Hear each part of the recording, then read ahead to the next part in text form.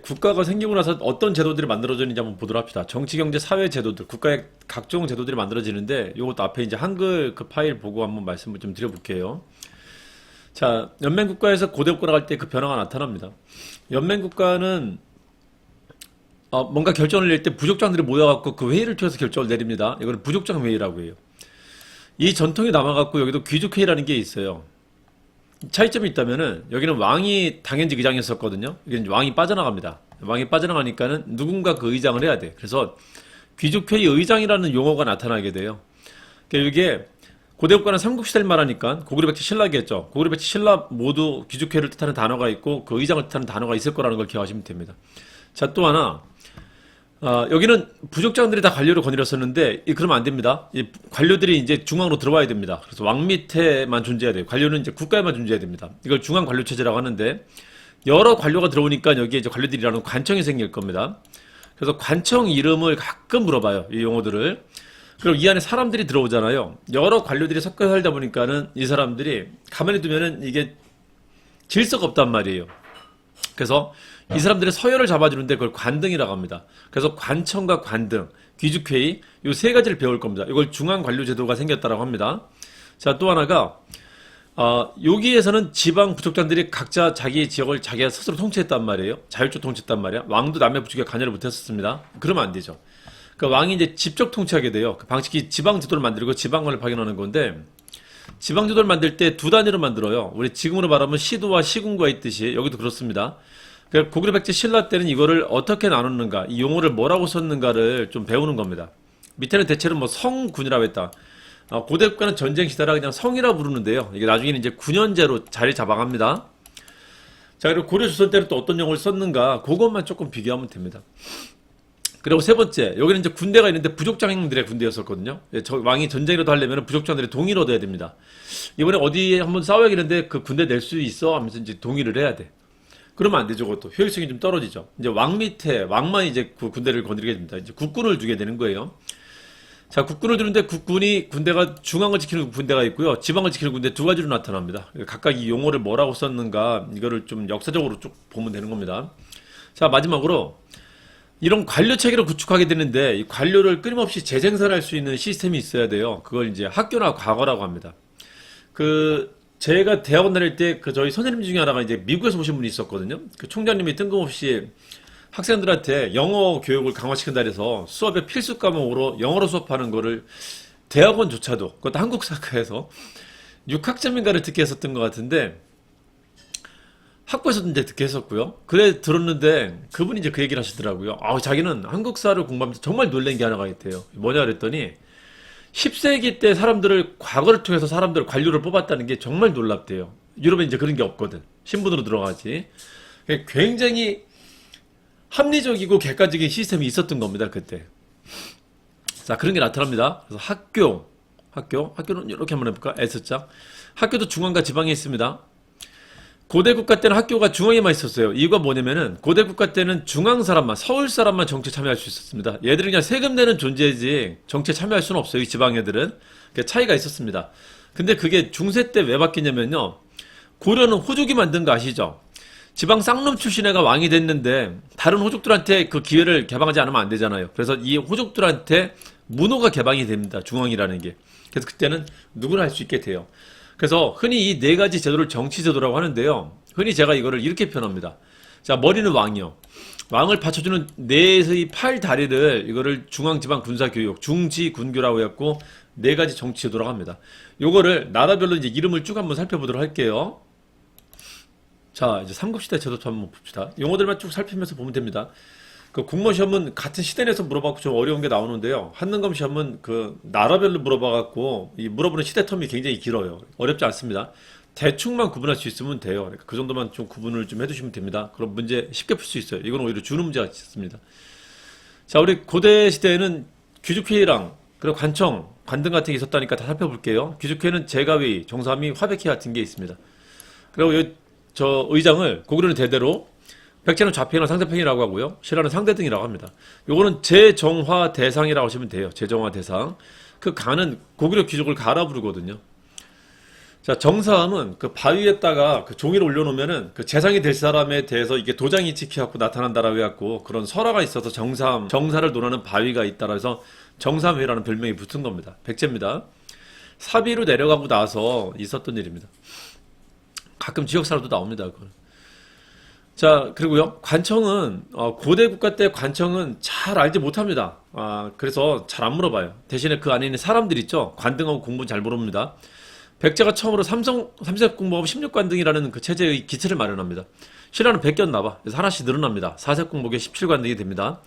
그리고 고려 때는 18품계가 되는데요. 이게 이제 우리나라 대표적인 품계가 돼요. 조선까지 이어집니다. 고려 때 만들어진 시스템은 웬만하면 조선까지 그대로 갑니다. 왜냐면 고려 때 제도도 중국 제도거든. 그래서 조선은 뭐 중국의 제후국을 표방하는데 굳이 바꿀 필요 없잖아요. 그래서 삼색공부 3회 16, 여기는 4회 17, 그리고 고려부터는 이제 18품계가 된다는 걸 기억하시면 됩니다. 자, 그리고 지방제도 보면은 지방제도는 두 층으로 나눠서 한다 했었잖아요. 지금은 시도, 시군구가 있는데 여기는 이제 부방주라고 해갖고요. 잘 나오진 않습니다. 고구려는 부라고 하고 백제는 방, 신라는 주라고 하는데 이 주가 중국제도입니다. 신라가 처음으로 요 9년제 있죠. 그 중국의 중앙제도는 주나라 때, 청동기 주나라 때 처음 만들었다라고 하고요. 이 6부인데 이게 동양의 전통이 됩니다. 그래서 중앙관청을 만들 때는 6개 만드는 게 전통이 돼요. 그리고 최초의 통일국가에 있었던 진나라, 한나라가 등장하면서 지방제도라는 게 나타나게 돼요. 이게 9년제입니다. 혹은 주 9년제라고 해요. 우리나라에 들어옵니다. 그게.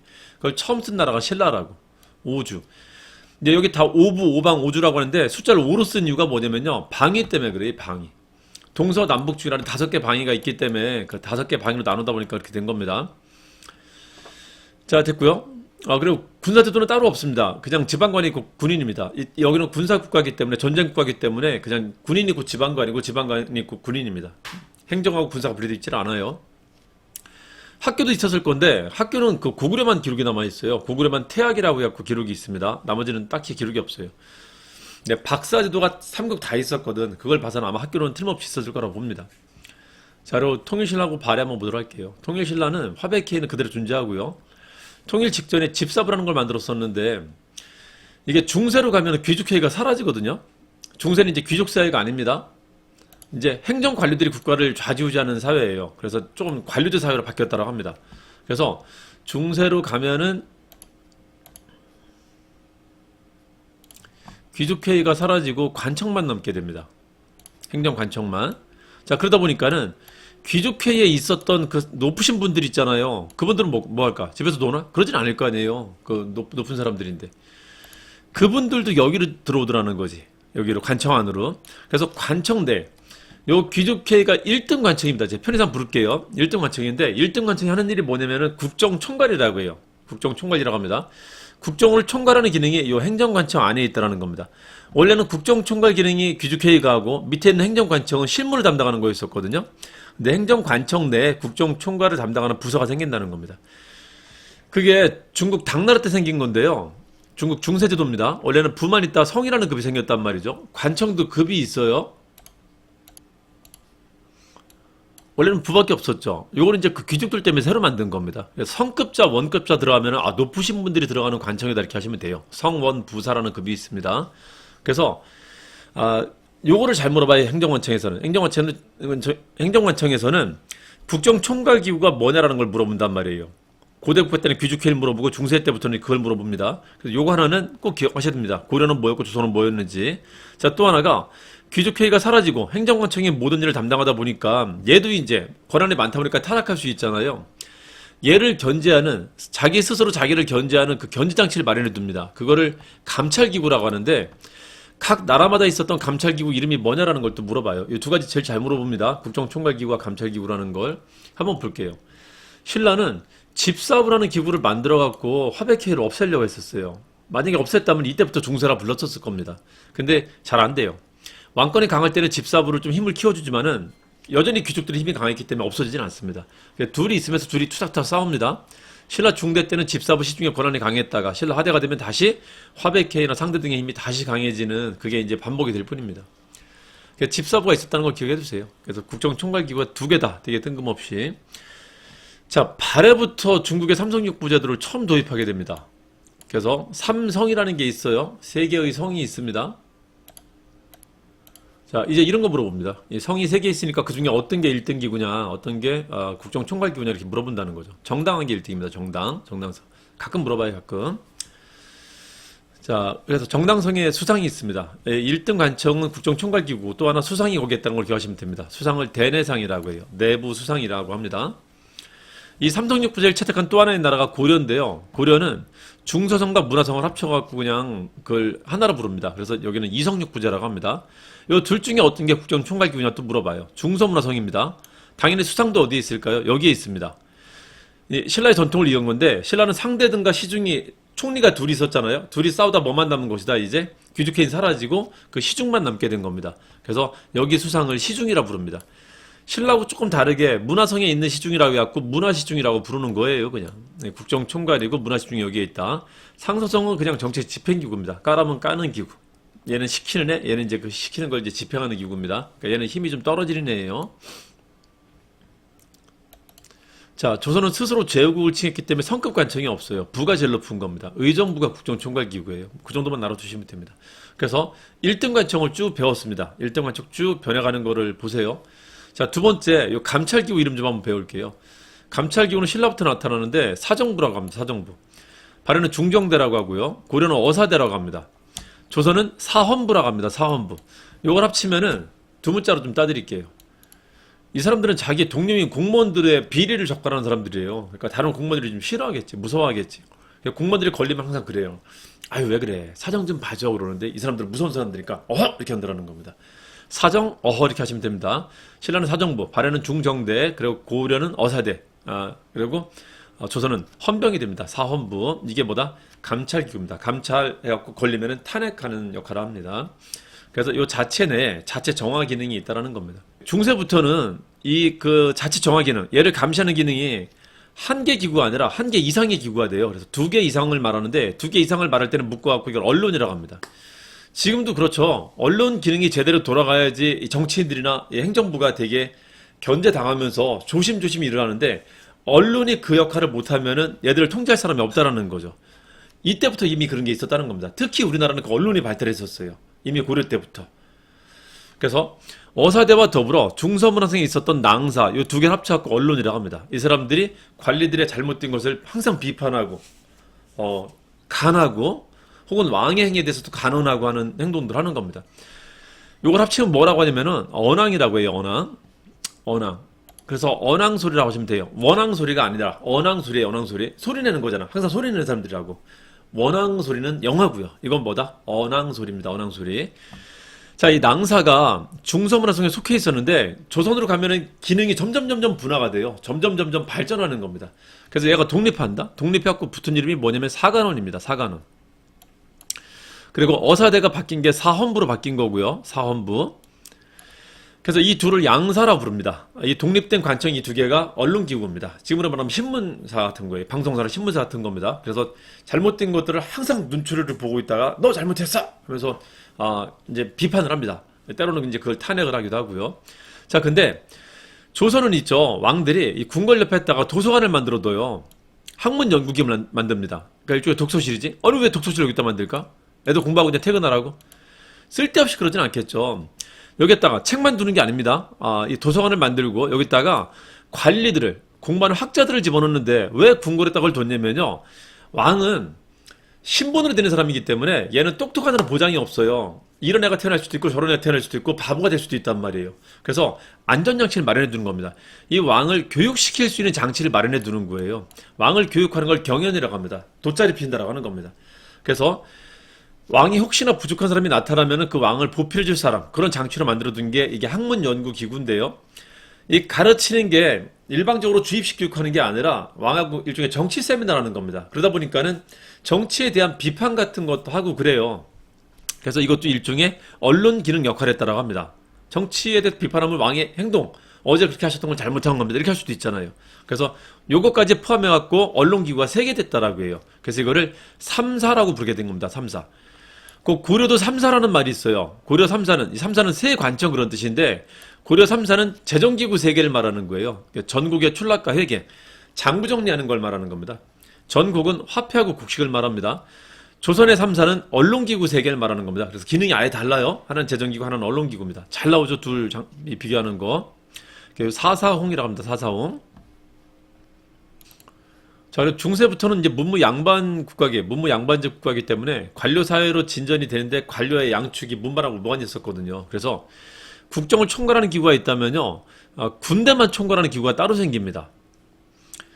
뭔가 총괄한다 그러니까 당연히 급이 뭘까요? 성 아니면 원자가 붙을 겁니다. 그 중에 상서성은 정책을 집행하는 따까리 기구라 했으니까 이게 육부가 있습니다. 그러니까 얘는 누가 시키는 걸 이제 집행하는 역할을 하는 거고, 얘는 아니겠고, 그러면 뭐가 그 역할을 하냐면은 중추원이 그 기능을 담당합니다. 중추원이.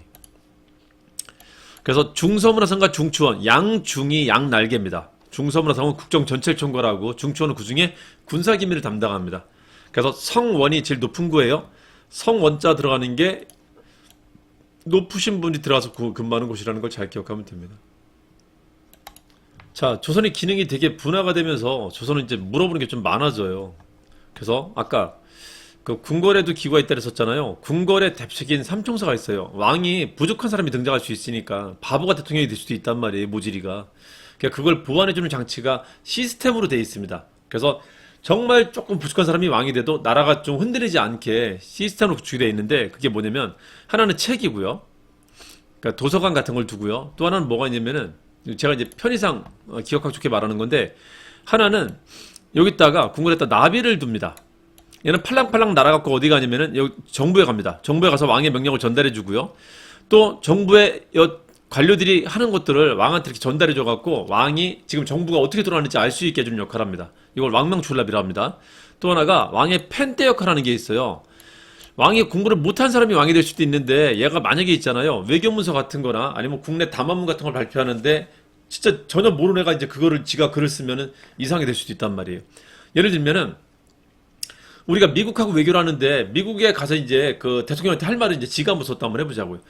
자기는 손가락 중에 가장 아끼는 손가락이 가운데 손가락이에요. 그래서 나는 이게 좋아하면서 이제 그림까지 그려놨다 한번 해보자고요. 전쟁이죠, 그러면. 그러니까 남의 나라 문화 같은 걸 알 수 없을 수 있단 말이에요. 그래서 이걸 왕한테 쓰게 하는 게 아니라 대신 쓰는 사람이 있는데, 요거를, 이 책을 홍문관이라고 하고요. 글을 좀 이렇게 크게 다루는 곳입니다. 홍문이라는 게. 승정원은 이제 왕명출납하는 거고, 여기에 근무하는 사람들을 승지라고 해요. 6명의 승지가 있어갖고 요 육부의 일을 하나하나 알려주고 합니다. 여기 있는 상소문을 들어갖고 왕한테 갖다 주고, 왕이 해될 일을 들어갖고 각각 부서에다 이제 전달해 줍니다. 그 육승제 대표를 도승지라고 하고요. 요건 예문관이라고 해갖고 왕의 말을 대표해 주는 겁니다. 왕이 국내에 말하는 걸 교서라고 해요. 그걸 대표해 주는 거고, 또 하나가 승문원이라는 게 있는데요. 승문원은 이제 외교문서를 대신 써주는 겁니다. 요건 대필해 주는 겁니다. 요건 팔랑팔랑 날아가고 왔다 갔다 하는 거고, 요건 책 읽고 이 사람 가르쳐 주는 거 경연하는 거고요. 그러니까 요거를 홍예승이라고 합니다. 홍예승. 잘 기억해 두세요. 자, 웬만한 사도는 고려 때께 이어지는 거라 했었잖아요. 고려 때 이게 비슷한 게 있었습니다. 예종 때 만든 보문각, 청영각 같은 게 세종의 집현전 거쳐갖고 이제 홍문관이 된 거고요. 그 예문관하고 승문원을 합쳐갖고 고려 때는 이걸 한림원이라 했었는데 그냥 참고만 해주세요. 그리고 승정원이 있다. 승정원은 중추원에 승선이라는 게 여기 속해 있었어요. 부속기구로. 중서문화성에 낭사가 있다면 중추원에 승선이 있었는데, 그 승선이 왕명출납 담당했었습니다. 승선, 승정원, 여기 승정원 직원을 승지라 한다 했었잖아요. 이름 비슷하니까 알 수 있을 겁니다. 자, 언론기구 3개 있었다. 사헌부, 사관원, 홍문관. 원래 이 두 개를 양사라 불렀었는데 홍문관까지 합쳤고 3사라고 하는 겁니다. 자, 그리고 관자 붙은 게 4개가 있어요. 성균관, 예문관, 교서관, 그리고 승문원인데 요까지 그냥 사관이라고 합니다. 성균관은 학교고, 예문관은 방금 말했듯이 교지를 대신 작성해 주는 거고, 교서관은 책 출판하는 출판소입니다. 책을 교열한다는 뜻이니까. 승문원은 이제 외교문서 작성하는 곳이고요. 자, 기구가 많다 보니까 이런 걸 이제 배우는 거고, 조선은 낸단 말이에요. 개구를 하나하나 물어보는 걸 조선은 제일 잘 물어봅니다. 삼법사라고 해갖고 사법기구 3개가 있는데, 사헌부도 사법기구입니다. 감찰 탄핵하는 곳이니까. 형조는 당연히 사법기구고요. 그 중에 특이한 게 있었고 얘를 좀 잘 내는데 한성부입니다. 도성이 이게 한성에 있기 때문에, 서울이 제일 중심이기 때문에 한성부, 지금은 서울시청인데요. 서울시청도 중요한 사법기구 중에 하나로 봅니다. 서울시청, 한성부, 수도의 치안을 담당했다라고 합니다. 수도의 치안. 잘 기억해두세요. 요게 시험에 각각 나온다는 거 기억 좀 해두세요. 중세는 귀족회의가 아예 없었냐? 아닙니다.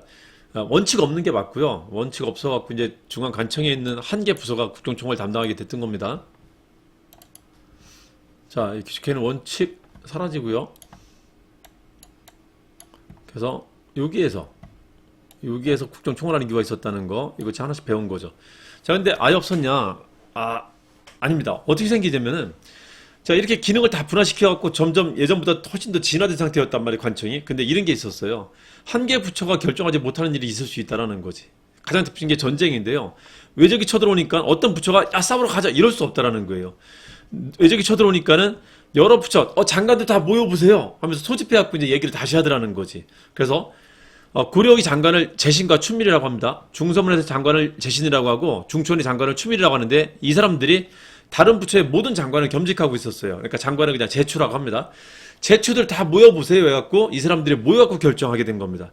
그런 사례들이 나타났는데 그렇게 모이다가 이런 대표들만 모이는 기구가 그냥 상설기구도 아니고 원래 있었던 기구 아닌데 슬그머니 생기게 된 겁니다. 그래서 옛날 귀족회랑 비슷한 게 있긴 있었습니다. 그게 뭐냐면은 자, 도병마사와 식목도감이 있어요. 이걸 도식이라고 합니다. 도식. 도병마사는 병마사가 병과 말을 통솔하는 장관을 말하는데 38선에 있었던 장관이에요. 우리말로 하면 38선에 있었던. 자, 고려는 밑에 오도가 있고 위에 양계라는 38선이 있었는데 여기 있었던 장관들입니다. 자, 이들이 군대를 지휘하고 있기 때문에 이들을 통제하기 위해서 서울에다가 도병마사라는 걸 만든 겁니다. 그래서 이게 국방문제를 담당하거나 전쟁 문제를 담당하는 거고요. 회의기구입니다. 식목도감은 법제와 격식과 항목을 만드는 도감은 임시관청의 뜻이에요. 그러니까 국가의 법 같은 것도 한 개 부처가 만들 수 없다라는 거지. 이런 경우에 한해서 임시기구로 이런 대표들이 모여갖고 회의하는 기구가 있었다는 겁니다. 제추들의 회의기구가. 이거 보니까 야 이거 뭐 귀족회의네. 귀족들만 모였네 하는 겁니다. 그래서 여전히 귀족회의 비슷한 게 있었다라고 합니다. 이걸 그래서 우리가 흔히 제추회의기구 혹은 귀족회의기구라고 부르는 겁니다. 있긴 있었어요. 자, 이 도병마사가 전쟁을 담당하는 기구인데 고려에서 제일 큰 전쟁이 하나가 있었거든요. 그게 뭐냐면은 몽골의 침입이었습니다. 몽골 침입 때 도병마사가 이제 국가의 전체적인 일을 논하게 됐었단 말이에요. 전쟁 중이니까 일반 부서는 돌아가지 않았었단 말이지. 도병마사에서 전쟁 중에 모든 일을 논하다가 도병마사가 이제 국정 전반을 총괄하는 기구가 됐던 겁니다. 그러고 나서 원관섭기 때 아예 이름을 이 병마사를 통괄하는 기구라고 이름을 안 쓰고요. 원래 국정을 평의하는 기구라고 이제 이름을 바꿔버린 겁니다. 그게 도평의사사예요. 몽골과의 전쟁을 거치고 나서 원관석기 때 이름을 충렬학 때 이름을 도평의사사로 바꿔갖고 아예 국가 일을 평의하는 곳이라고 이름을 바꿔버린 겁니다. 자, 이 도병마사와 똑같은 사례가 뭐냐면요. 조선의 비변사입니다. 조선은 15세기 때는 국가의 체제를 잘 잡아왔고 주변국과도 관계를 잘 다져놨단 말이에요. 화전양면책으로. 16세기 가면은 체제가 이완되면서 주변국들이 쳐들어오기 시작했습니다. 그래서 16세기 때면 중종 때, 명종 때, 선조 때 전쟁이 터지는데요. 삼포회란, 을묘해변, 임진왜란 이렇게 터지잖아요. 삼포회란 때 전쟁이 터졌으니까 변방위를 대비하는 기구로 이런 전쟁 기구를 다시 만듭니다. 이게 도병마사랑 똑같은 케이스예요. 도병마사는 생긴 게 거란이 쳐들어왔을 때 생겼다가 몽고 쳐들어왔을 때 국정 전반을 담당하는 기구로 커졌던 거고요. 요거는 외놈들 쳐들어왔을 때입니다. 삼포회란 때 만들었다가 삼포회란 끝나니까 없어졌단 말이야. 이제 임시기구였었습니다. 그때는 처음 생겼지만. 근데 명종 때 전쟁이 또 터진 거야. 을묘해변이. 이때 비변사를 다시 만드는데 이때는 안 없애고 그냥 둔 겁니다. 즉 상설화된 겁니다. 그랬다가 전면적인 전쟁인 임진왜란이 터지면서 이것도 이제 국정 전반을 총괄하는 기구로 발전해서 후기 때는 비변사가 1등 기구가 되는 겁니다. 국정 총괄 기구가. 도병사랑 패턴이 똑같다는 걸 기억하시면 됩니다. 도병마사랑. 그래서 여기도 귀족회의 비슷한 기구가 있었다라는 걸 기억하시면 됩니다. 근데 이거는 원칙 정상적인 기구 아니다. 상설기구 아니다. 임시기구로 생겼었던 것들이다라고 기억하시면 됩니다. 나중에 이제 점점 변한 거고요. 자, 이제 당시에 있었던 지방제도의 명칭들은 어떤 걸 사용했나 한번 보도록 합시다. 고구려는 오부, 백제는 오방, 신라는 오주라고 합니다. 부방주라고 합니다. 되게 독특한 명칭을 사용했었어요. 신라만 주를 사용하는데 이거 중국식입니다. 중국은 진나라 한나라 때 주군현제 만들어진다 그랬었죠. 그게 우리나라에 이제 들어오는 겁니다. 그래서 군현제가 점점 정착되거나 과정이에요. 군현제는 요 아래 단위를 말하는 거고요. 요 위에 단위는 나중에 도제로 이제 정착돼 갈 겁니다. 도는 이제 당나라 때 제도고요. 자, 오를 쓴 이유는 뭐냐면요. 동서남북 중 방위명 때문에 그래요. 그래서 흔히 오를 썼습니다. 자, 신라는 주를 썼으니까 통일 이후에도 주를 씁니다. 구조고소경. 발해는 고구려가 다시 부활한 나라이기 때문에 부를 씁니다. 15부라고 해갖고. 자, 그리고요, 이제 고려 때 가면 이제 도라는 게 만들어집니다. 이게 도라고 해갖고 이 도라는 제도 처음 나타나고 이게 지금까지 하는 겁니다. 자, 도를 만들고 조선은 팔도가 되고요. 나중에 이 팔도가 2차 가부격 때 잠깐 없어져요. 23부제로 바뀌었다가 아간파천 이후에 13도로 바뀌고 난 뒤에 이제 그 도제가 쭉 유지가 되는 겁니다. 이 도제가 꽤 오래된 겁니다. 그래서 한국 사람들은 정체성이 유럽은 시민이라고 하는데요. 우리는 도 정체성이 되게 강합니다. 경상도, 전라도 이렇게 이게 되게 강하단 말이죠. 1000년 된 겁니다. 1000년.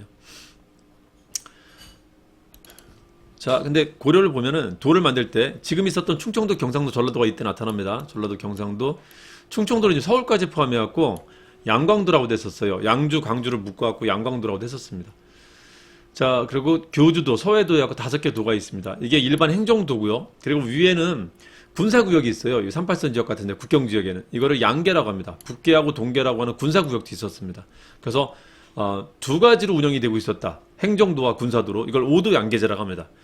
그리고 서울 주변에 경기라는 말을 처음 써요. 경기. 그러니까 지금 말로 하면 수도권이라는 뜻입니다. 수도권이라는 개념을 처음 쓰게 됩니다. 그래서 오도 양계 경기라는 게 있었는데 조선에 가면 이게 도로 통일이 됩니다. 그래서 총 몇 개가 되는 거죠? 8도가 되는 겁니다. 그래서 8도가 기억 좀 해두시고요. 자, 그리고 이 지방제도를 만드는 데 있어서 그 특이점이 있었던 왕들이 둘이 있었는데 이 통이라는 왕이 둘이 있었단 말이에요. 하나가 문무왕이고 하나가 태조왕인데 문무왕이 나라가 갑자기 넓어지니까 넓어진 땅덩어리를 지배해야 되는데 어떻게 지배할까 고민했었단 말이에요. 그래서 지방관을 막 파견했습니다. 새로운 지역에. 근데 그 지방관이 그쪽 지역 사람과 뭉쳐갖고 딴짓을 벌일 수도 있잖아요. 그게 걱정돼갖고 뭘 보냈냐면 중앙에 감찰하는 관리를 사정부라고 하는데 사정부 관리들이 있는데 이 사정부를 외방에까지 보낸 겁니다. 그래서 이걸 외사정이라고 합니다. 그래서 이 지방관들이 혹시 딴짓하지 않게 이제 감시하게 한 겁니다. 자, 그리고 워낙 많은 지방 세력들이 있을 텐데 지방 세력들의 자식들을 한 명씩 서울로 보내게 합니다. 그래서 딴짓 못하게 하는 겁니다. 그래서 문망은 통일했지만 외상으로 통일한 거야. 내 힘으로 다 한 게 아니니까 외상했다는 겁니다. 이걸 누가 그대로 벤치마킹 하냐면은 두 번째 통일왕이었었던 태조가 그대로 벤치마킹을 합니다. 그래서 상술이하고 똑같은 제도가 기인 제도입니다. 지방에 있었던 호족들의 자제들을 서울로 불러들이는 겁니다.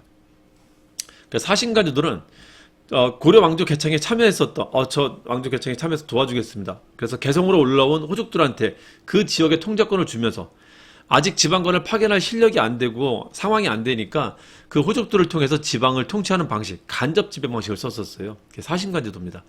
자, 그러다가 성종 때 가서야지 지방관을 처음 파견하게 돼요. 상주하는 지방관을. 그 전까지는 간접 지배 방식이었습니다. 그래서 태조는 사기 결혼했다라고 하죠. 사기 결혼. 이런 식으로 지방을 통제했었다. 이것도 같이 기억해 두시고요. 자, 이제 군대 이름을 보도록 합시다. 이 고대 국가는 그냥 그 지방관이고 군인이자 성주입니다. 성주. 성주가 거기에 지방 행정관청이 그게 그 군인이 곧 지방관 역할을 합니다. 그래서 구분이 없었고요. 다만 신라만 서당하고 정이 있었다는 걸 좀 기억 좀 해두세요. 서당이 중앙군, 정이 지방군입니다. 통일 이후에 구사상 10정이 됐고요. 자, 중국은 중세 때부터 군대를 위라는 말을 씁니다. 중앙군은. 지방은 절충부라고 하고요. 그래서 위라는 단어가 나타나기 시작하는데 이게 발해가 처음 씁니다. 발해는 12. 자, 고려는 2군 6위, 조선은 5위라고 해왔고요. 위 이렇게 씁니다.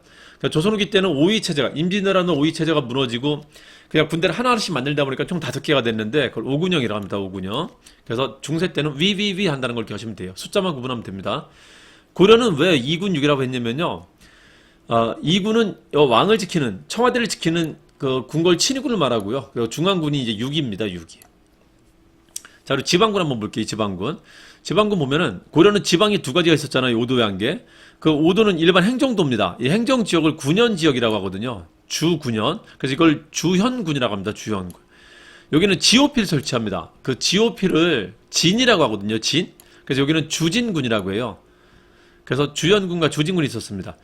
자, 이렇게 양체제로 가다가 조선은 이걸 통일을 시키는데 세조가 있잖아요. 국방력을 강화시켰던 세조가 전 지역에다 지오피를 다 설치한 거예요. 그러니까 어느 도에 가나 지오피가 다 있습니다. 이거를 영진군이라고 해요. 영진군. 그러니까 조선에 가면은 주현군, 주진군이 진군으로 통일이 됩니다. 영진군으로. 자, 그리고 이제 예비군 같은 조직으로 잡세군 같은 게 있었고요. 그리고 임진왜란 때 이런 것들이 다 무너졌단 말이에요. 중앙군, 지방군이. 임진왜란 때 급하게 지방군을 만드는데 그걸 소구군이라고 합니다. 그래서 조선 후기 때는 오군영과 소구군이 중앙군, 지방군 역할을 합니다. 자, 그리고 학교도 이제 마지막으로 이제 학교 볼게요. 학교는 삼국시대 때부터 나타나는데 삼국시대 때는 그 고구려만 기록이 있어요. 고구려만 태학이라고 합니다. 소설막 때 태학. 자, 그리고 나머지는 백제신라는 박사라는, 고구려 백제신라 다 박사라는 친구가 있어갖고 분명히 학교가 있었을 건데 기록이 없습니다. 그래서 삼국은 고구려만 기억하면 됩니다. 주로 소설방 업적으로 냅니다. 자, 그리고 통일 후에 신라가 처음으로 학교를 만듭니다. 국학이라는 것을. 원성학 때 독수산품과라는 시험제도가 있었는데 이건 과거라고 안 해요. 국학 학생 중에 졸업시험 같은 거로 본 겁니다. 국학 학생 중에서만. 자, 발해는 주자감이라 불렀었고요. 자, 고려는 국자감이라 부릅니다. 국자감. 자, 그랬다 충렬왕 공민왕 때 성균관으로 이름을 바꾸는데 그 조선의 이제 학교 이름이 됩니다. 성균관이. 자, 그리고 중세 때부터는 지방에도 학교가 생기거든요. 중세 때부터는. 이유가 뭐냐면은 지방 사람들도 이제 중앙 관료가 될 수 있다 그랬잖아요. 그래서 얘들한테도 뭐가 주어진다? 진출할 수 있는 그 문호가 개방이 됩니다. 그래서 학교를 중앙에만 만드는 게 아니라 지방에도 만들게 됩니다. 고대는 학교가 중앙에만 있었습니다. 지방에 만드는데 지방 학교를 다행히 쉬워요. 향교라고 합니다. 둘 다. 그냥 지방 학교 그런 뜻이에요. 뭐 여러 군데 향교가 있었을 건데 그걸 일일이 다 이름을 줄 수는 없잖아요. 그래서 그냥 지방 학교 이렇게 부르는 겁니다. 자, 그리고 시험제도가 나타나는데요. 되게 특이한 제도입니다. 자, 고려 때 처음으로 이제 우리 중세 때 처음으로 과거제도라는 시험제도가 나타나는데 여기에 비해서는 상당히 관료제화된 겁니다. 그래서 근데 조선에 비해서는 아직도 귀족제도가 남아 있어요. 이런 귀족회의 기구도 남아 있고요. 그래서 여기는 음서제도라는 게 있었습니다. 그래서 이게 양축이었었어요. 관료가 되는. 그러니까 오품 이하 관료 자들은 시험 보지 않고도 공무원이 될 수 있었습니다. 그래서 과거와 음서가 양축이었습니다. 자, 그랬는데 조선은 있죠. 관료제화가 더 심화돼 갖고 시험 보지 않고 공무원이 되면은 얘는 같은 기수로 끼워주질 않았었어요. 그리고 약간 비아냥거리는 투로 불렀었습니다. 용어 자체를. 그래서 음서로 들어가는 걸 되게 창피했다라고 합니다. 그래서 조선은 음서라는 제도가 존재는 하지만요, 사실상 과거라는 제도 하나로 거의 단일화됐다 보면 돼요. 여기는 과거 음서가 양체제였었다. 관료가 되는. 여기는 과거 하나로 거의 단일화된다. 이렇게 보시면 됩니다. 자, 여기까지 정치도 설명을 좀 드릴게요. 단어 구분만 좀 하시면 됩니다. 자, 마지막으로 기억하기 좋게 두 문자도 하나만 알려드릴게요. 옛날 여배우가 있었는데요. 그때 되게 유명했었거든요. 그분이 저한테 전화를 한 거예요. 강의하는데. 그래서 뭔 일인가. 처음에 자기 이름을 말하길래 이름을 왜 말하시지 했는데 동생이 학원을 다니고 있는데 공모 시험 준비하고 있는데 혹시 좀 신경을 좀 써주실 수 있겠냐 그러더라고. 책도 다 사고 강의도 지금 주문 중이라고. 누구누구 정선중인데 이름이 그 배우 이름은 정선경이라는 배우였었어요. 정선중이라는 동생이 있는데 조금 신경 써주실 수 있냐 이러더라고. 깜짝 놀래갖고 알았다고 잘 해드리겠다 그냥 그러고 말았죠. 그랬는데 전화 끝나고 나는데 되게 신기하더라고. 강의라는데 하다 이제 이런 일도 겪는구나 생각을 했었거든요. 제가 요거 강의할 때마다 그 얘기를 꼭 해요. 자, 됐죠? 정선중이 주문 중이다. 자, 불합니다. 정선경 씨를 끼어들어 죄송합니다. 자, 요게 그 삼성을 말합니다. 정당성, 선주성, 중대성을 말합니다. 그리고 주자강, 문저거는 그 도서관을 말합니다. 이건 중정대를 말하고, 대자 붙은 건 대쪽 같은 관리들을 말합니다. 감찰기구 말이에요. 가끔 중대성을 감찰기구라고 하는데, 바보입니까? 성자 들어가는 건 삼성이고요. 그냥 글자만 봐도 다른데. 가끔 또 이렇게 얘기도 해요. 발현에 삼성이 있는데 정당성, 선주성, 중정대가 있다. 무슨 바보입니까? 뭐예요, 그게? 삼성은 성이 들어가는 걸 말합니다. 관청도 급이 있어요. 성원, 부사. 자, 주문 좀 해두시고요. 또 이런 얘기도 있었다. 제가 고려시대 제도사는 시험이 되게 잘 나오거든요. 공모시험도 되게 잘 나오고, 이거는 한능검도 잘 나옵니다. 공모시험 특히 잘 나와요. 한 두 번 걸 한 번씩은 꼭 나온다 보시면 돼요. 근데 되게 어려워하더라고. 지금 안 쓰는 제도 이름이고, 낯선 단어들이 많다 보니까는 외우는 걸 너무 어려워하더라고요. 그래서 제가 이거를 항상 수업할 때 도식으로 설명드려요. 이걸 중앙이라 치면은, 중앙에는 왕이 있고요. 왕 밑에 이제 6개 관청이 있습니다. 행정관청이. 행정관청 안에 이제 관료들이 있을 거고, 이 중에 제일 잘 나오는 게 국정총괄기구, 1등 관청 찾기고요. 또 하나가 이제 감찰기구 찾기, 이게 제일 잘 나온단 말이에요. 자, 그리고 이 행정관청에 속해 있지 않고 왕 직속으로 있는, 그러니까 일종의 귀족회의 기구도 있었단 말이에요. 아까 그 도식이라고 하는 도병마사 식목도감. 자, 여기 있는 관청도 또 외워야 되고, 중서문화성. 이게 중추원. 요것도 성급과 원급 들어가는 게 높은 사람이라 했었잖아요. 여기 들어가는 높으신 분을 제신, 요건 추밀이라고 해서 제추가 이 모든 관세 장관을 겸직해갖고 사실상 여기 대표였었단 말이야. 그 제추들이 혼자 결정하지 못할 때 제추들 다 모여가면 모이는 게 이제 도병마사 식목도감이었었단 말이에요. 자, 그리고 시험에 잘 나오는 감찰기구는 이제 어사대라는 게 있었고요. 그리고 3사는 조선의 3사하고 이제 헷갈리니까 되게 잘 난단 말이에요. 자, 이런 걸 이제 제가 이제 풀어갖고 했단 말이에요. 이게 몇 개 안 되는데, 몇 개 안 되는데. 아, 그리고 이제 성이 두 개니까 중서문화성과 상서성이라는 게 또 있습니다. 상서성. 야, 이거 몇 개 안 돼. 그리고 시험에 되게 잘 나오는데 뻔하게 나오니까 이거 뭐 난이도 높은 것도 아니고 한 중상 정도밖에 안 된다. 그리고 내가 그 예전에 과외하던 애들한테 한번 이거 시켜봤는데 중3짜리도 한 번 가르쳐 주니까 이 도식을 금방 그리던데? 야, 중3짜리 애가 이제 과외하는 애가 있어갖고요. 영어 과외를 했는데 한번 너 이거 설명해주고 그려볼 수 있겠냐 그랬더니 듣자마자 바로 그리던데 도식을? 그래갖고 얘기를 했었어요. 야, 또 깜짝 놀랐다고. 중3짜리 시켰는데 야, 도식을 바로 그리네? 야, 깜짝 놀랐었다니까. 어려운 게 아니. 되게 잘 나오지만 주워 먹을 수 있는 겁니다. 어떻게? 난이도는 중상밖에 안 되고요. 어떻게? 중3짜리도 도식 그리네. 그 정도라고요. 그 정도. 자, 중서, 문화성, 상서성, 성성, 중추원, 원, 삼사, 어사대, 그리고 도병마사, 식목도감이라는 제추회의기구. 요거 기억하시면 됩니다. 조선은 343비라고 했고요. 3사, 언론기구, 그리고 사관, 관자 붙은 거 4개, 그리고 삼법사, 혹은 궁궐 삼총사, 그리고 비변사. 요게 잘 나옵니다, 여기. 요거만 좀 기억하시면 됩니다. 이제 국가가 만든 경제제도를 한번 보도록 할까요? 어떤 것들이 있는지. 경제제도는 크게 토지하고 수취하고 경제활동이라는 게 있어요. 경제활동은 농업, 상업, 수공업 같은 걸 말합니다. 대무역 같은 걸. 토지제도가 나타나게 된 그 이유가 뭐냐면요. 야, 여기는 이제 그 왕각 부족장들이 병렬적으로 있었잖아요. 그래서 각자 자기 부족은 자기가 다스렸는데 부족장들이 그 지역에 대해서는 지들이 세금을 걷어 썼습니다. 근데 왕이 이제 독보적인 위치로 올라가고 이 부족장들이 관료로 들어오잖아요. 관료로 들어오면 이 사람들 월급을 줘야 될 거 아니에요. 근데 당장 돈이 어디서 나와? 그래서 이 사람이 이제 했었던 게 뭐냐면은 기존에 네가 거두던 것을 네가 거두던 걸 내가 그 인정한다.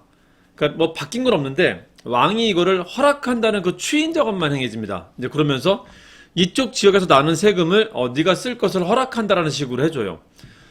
이게 봉급이에요. 그래서 이걸 뭐라 부르냐면은 노급이라고 합니다. 노급. 이 녹이라는 것은 봉급이라는 뜻이고 읍은 마을을 줬다라는 겁니다. 봉급으로 그 마을을 줬다라는 겁니다. 그러니까 형식만 왕이 이제 하사한다는 형식이 있는 거지 기존에 받던 걸 그대로 받는 게 되는 겁니다. 그리고 전쟁을 하면은 이때도 전쟁을 했었는데 점점 넓혀 나갈 거 아니에요? 점점 넓혀 나가면은 그 중에 공이 있는 사람한테 이 복속한 지역의 일부를 줄 수 있단 말이에요. 그걸 이제 시급이라고 합니다. 시급. 이것도 그 마을을 주는 겁니다. 공신들한테. 이 읍자가 들어가면 좋은 게 뭐냐면은 여기 있는 토지만 받는 게 아니라 여기 있는 사람까지 부릴 수 있거든요. 자, 이게 너무 싫었던 사람이 있었어요. 신문왕은 왕권을 전제화시키기 위해서 귀족들의 권한을 약화시키기 위해서 뭘 했었냐면은 지금 여기를 바꿔나가고 있었거든요. 신문왕은. 자, 신문왕은 이 관료층을 그 귀족 관료에서 일반 행정 관료로 바꿔나가고 있었단 말이에요. 그래서 관료들한테 줄 반대 그 경제적 급부를 마련해 줍니다. 그게 이제 관료전이고요. 기존에 관료들이 받았던 토지가 아니란 말이야. 여태까지 토지는 이제 그 귀족들만, 부족장 출신의 귀족들만 받았단 말이죠. 주고 나서 귀족들이 받는 토지를 없애버리고 얘들이 받는 것도 관료전으로 흡수를 시켜버립니다. 그래서 이게 잘 보시면 아시겠지만 관료전하고 노급하고 제일 큰 차이점이 뭐냐면요. 관료전은 전으로 끝난다는 겁니다. 전. 토지만 준다는 거고 노급은 마을을 준다는 거예요. 그러니까 노급을 주면은 그 지역에 대한 노동력, 특산물 아니면은 토지세까지 다 지할 수 있단 말이에요.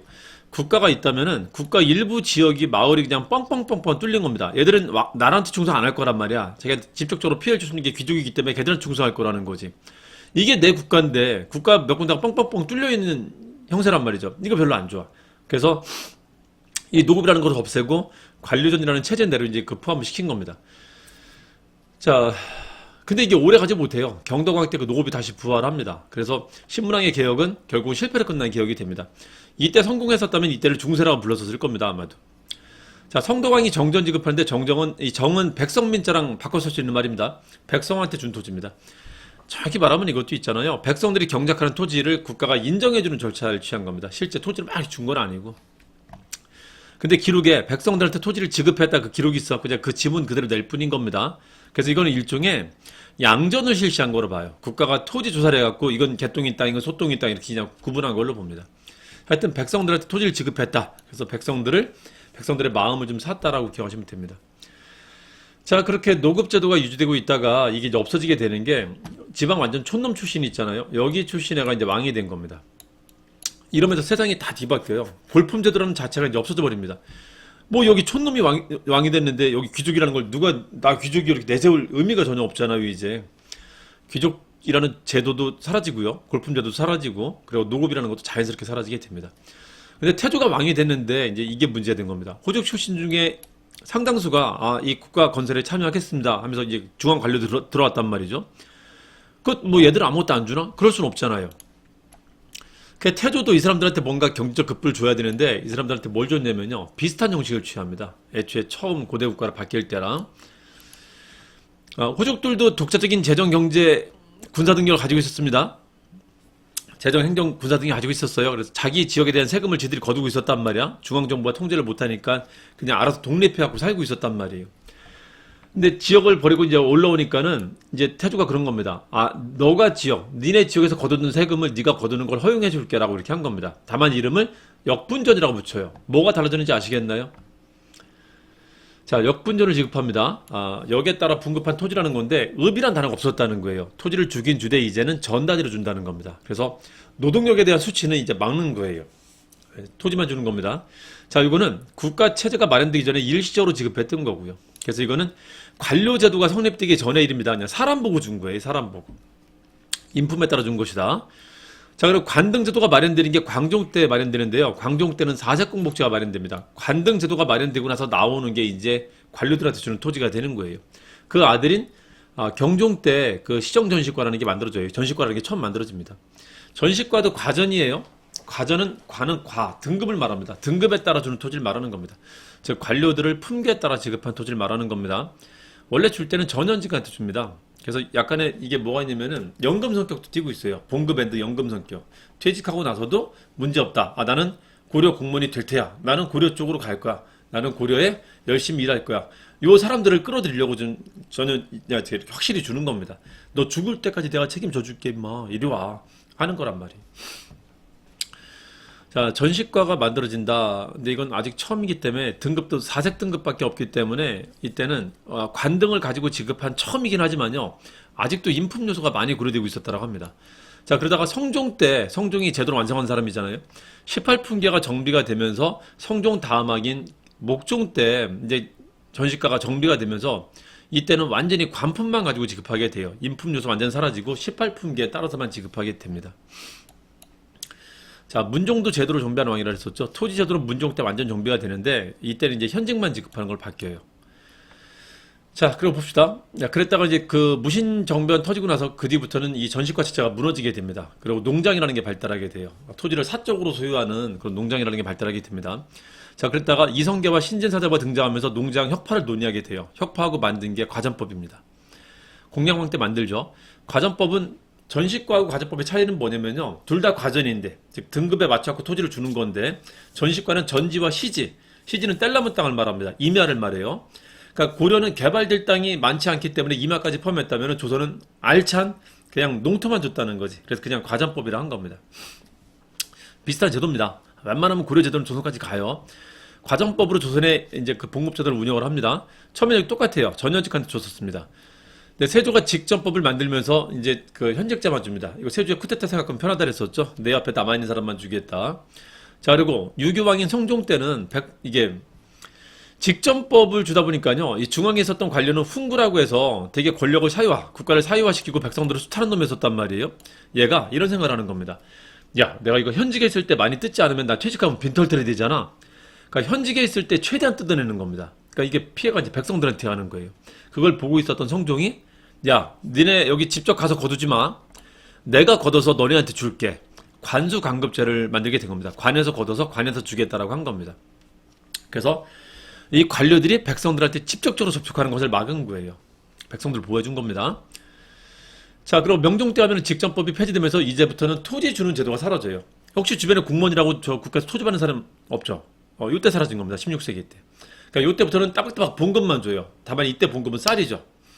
이제 쌀이다가 가보기역 때 조색 급납하러 바뀌고 하면서 점점 이제 봉급 제도도 현물보다는 이제 그 돈으로 주는 걸로 이제 바뀌어나가게 되는 겁니다. 그 뭐 주변에 지금 월급 받을 때 쌀 받는 사람 있지는 않으시죠. 쌀 뭐 시금치 이런 거 받는 사람 없죠. 예, 이때까지만입니다. 자, 그래서 직접법 폐지하고 나서 이제 녹봉만 남게 됩니다. 녹봉만 남았다가 이것도 서서히 현물 대신에 이제 돈으로 받는 걸로 바뀌어 나갈 겁니다. 자, 국가가 만든 또 하나의 제도는 세금입니다. 세금. 이 세금을 전호구예요 라고 합니다. 전호구예요. 토지세하고 여격은 힘쓰는 의무란 뜻입니다. 노동력 말하는 거고요. 하나는 이제 지역 특산물 내는 게 있습니다. 그래서 왕은 가만히 앉아서도 내 나라니까 모든 지역에서 발생하는 특산물을 다 먹거나 만지거나 쓸 수 있습니다. 이게 세금이기 때문에. 이거를 공납이라고 하는데 공납은 쉽게 말하면 조공납부예요. 지방이 서울에 조공을 하는 겁니다. 그것도 하나의 세금으로 굳어진 겁니다. 자, 근데 이게 기록이 없어요. 어떻게 걷었는지 알 수가 없어요. 대충 전세는 10분의 1, 생산량의 10분의 1 걷었을 거라고 보고요. 그리고 사람을 불러다 때는 16살부터 60세까지입니다. 지금은 군대 가면 그래도 2년만 있다 오면 되죠. 지금은 18개월인가? 이때는 그게 없어. 끝이 없어. 끝이 없는 거야. 무슨 뭐 저희 뭐 고려시대까지도 평균 수명이 40세밖에 안 됐는데 16세부터 60세까지. 그 1년에 몇 달을 계속 가야 되는 겁니다. 예, 군대를 갈 수도 있고 그 지방에 뭐 성이나 도로 닦을 때 요역을 나갈 수도 있고 그래요. 뭐 진짜 뭐 끝도 어디 살아. 하여튼 그렇습니다. 자, 그래서 고려는 아예 말할 게 없고요. 오히려 뜻밖의 신라가 있잖아요. 일본에서 신라 문서가 발견됐어요. 그 신라 장적 혹은 민족문서라고 하는데 민족은 이제 수치문서라는 뜻입니다. 여기에 간단한 기록이 있습니다. 어떻게 걷었냐면은 호는 등급을 9등급으로 나눠갖고 걷었답니다. 그리고 사람은 6등급으로. 기준이 뭘까요? 고대 때 토지는 쓸모없는 땅이 되게 많아요. 개발이 안 돼갖고. 이때는 주로 인두세라고 해갖고 사람을 중심으로 세금을 거뒀습니다. 그래서 호는 사람 수를 가지고. 이거는 사람 중요한 게 데려다 쓰는 거니까 뭐가 중요할까요? 나이가 중요할 거 아니에요? 나이에 따라서 6등급으로 나눈 겁니다. 그래서 제일 갖다 쓰기 좋은 나이를 16세, 60세라고 하는 거고, 그 앞엔 나이도 뒤엔 나이도 있습니다. 그건 이제 못 데려다 쓰는 나이들 등급을 말하는 거고요. 그래서 이걸 인육호구라고도 해요. 이런 규정이 있었다. 사람은 6등급, 인육, 그리고 집은 9등급으로 나눴다. 이게 민정문서 내용이라는 걸 기억하시면 되고요. 이게 일본 정착원에서 발견되었고 정착원 문서라고도 합니다. 일본 정착원이 황실 보물을 보관하고 있는 그 창고인데요. 거기에 한국 관련된 유물들이 많아요. 뭐가 더 있을지 모르겠는데 한국과 중국과 일본은 교류가 되게 잘 안 되는 거 아시죠?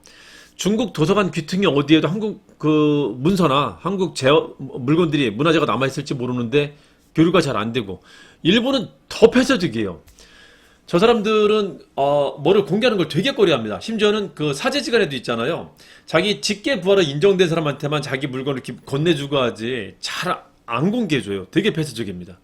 그래서 여기 뭐가 있는지를 좀 확인하면 지들이 연구 안 한다면 우리가 연구를 할 수 있는데 이 동아시아 역사를 쓰는데 좀 더 나을 수 있는데 그게 참 잘 안 됩니다. 어렵습니다. 자, 이게 서원경 부근 청주 부근에서 기록한 내용입니다. 이것도 가끔 나와요. 자, 조선 한번 볼게요. 조선 보면은 유교왕들 3명이 있죠. 그 성종, 중종, 세종, 성종, 중종이 있죠. 요 사람들이. 그리고 힘센 왕들 2명 있죠. 태종하고 세조. 태종하고 세조는 국가의 동원력을 강화시키는 일을 했었고, 세종, 성종, 중종은 그 동원력을 강화해서 국민들을 파악하는데 그 파악한 걸 가지고 세금을 만드는데 세금을 민본에 맞춰서 백성들한테 도움이 되게 만들었었다는 거죠. 그 중에 성종은 전세를 만듭니다. 공법이라고 해갖고. 자, 공법은 전세인데요. 그냥 공정한 법이라고 생각하시면 돼요. 그 뜻은 아닌데 그냥 기억하세요. 연분, 구등, 전분, 육등이라고 해갖고요. 매해 등급을 9등급으로. 그리고, 토지의 등급은 6등급으로 나눴고 좀 세밀하게 나눠갖고 등급으로 객관적으로 매깁니다. 상당히 객관적으로. 그 연분 구등이 뭐냐면요. 10분의 1세죠. 이걸 지금 깎아준 겁니다. 10분의 1세를 어떻게 깎아주냐면은 20분의 1세로 줄였어요. 근데 이때는 토지 생산성이 되게 증가했기 때문에 20분의 1세로 줄여도 그렇게 많이 줄지 않았습니다. 10분의 1세일 때는 1결에 한 300두가 생산됐다라고 해요. 300두 중에 이제 30두를 세금으로 거둔 건데 여기는 1결에 400두가 생산된다라고 합니다. 그 한는 것만 공부하시는 분들은 좀 어려울 수 있는데 결이라는 게 정확히 말하면 면적이 아니라 생산량을 말하거든요. 그래서 생산량이 높아지면은 똑같은 이게 면적이라 할지라도 있잖아요. 똑같은 면적이라 할지라도 좀 쉽게 얘기하면 여의도만한 땅하고 서울대만한 땅하고 있죠. 똑같이 1결이 될 수 있어요. 왜? 서울대에서도 쌀이 10석이 나오고 여의도도 10석이 나온다면 둘 다 1결이라고 한다고. 그러니까 절대 면적을 말하는 게 아니라 생산량을 말하는 겁니다. 근데 이 농업 생산량이 높아지니까는 조선시대는 요만한 땅이 1결이 되는 거예요. 요만한 땅이. 고려 때는 이만한 땅이고 고대는 뭐 이만한 땅이 1결이었었는데 그러는 겁니다. 그러니까 여기서 이제 20분의 1을 거두니까 여기서만 400두가 나오는데 고려는 여기서 300두가 나오는데 그러니까 여기서도 또 나오잖아요. 이게 같은 크기라면은 이렇게 깎아줘도 손해가 안 된다는 겁니다. 하여튼 깎아줬어요. 그래서 20분의 1로 깎아주고요. 이것도 너무 많다 싶어갖고 있죠. 이걸 9등으로 나눈 겁니다. 그 풍흉에 따라서. 그래서 너무 농사가 안 됐다. 가뭄이 들었다 그러면 4두만 거두고요. 멋지지 않나? 진짜 풍년이 들었을 때만 20두 꽉 채워서 받겠다라는 겁니다. 그래서 20두에서 4두를 거둔 겁니다. 이걸 연분구등법이라고 해요. 세종입니다. 세종다운 거지. 자, 두 번째, 세조는 이제 군대 하면 웬만하면 제 세조라 했었잖아요. 군대 가는 법을 만드는데 웬만한 사람들이 다 군대 갑니다, 이때. 그래서 뭐 100만 군대가 있었다고도 합니다. 약간 굴할 건데 그런 기록이 있어요. 자, 이랬다가 16세기 때 전쟁도 진짜 없는 시기고요. 이제 평화 시기가 오래되다 보니까는 군대 가는 걸 없애고요. 차라리 돈을 내게 합니다, 사람들한테. 그걸 군적수포제라고 하는데 1인당 2필씩 내기예요. 1년에 2필씩. 16, 60세까지 매년 가는 거니까 매년 안 가려면 2필씩 내면 돼요. 근데 이 제도가 바뀔 때 양반들이 슬그머니 빠져나가요. 그래서 군역은 이제 쌍놈들만 지는 역으로 이제 바뀌게 됩니다. 이 군적수포제 한 것도 이 부담을 좀 줄여준 거예요.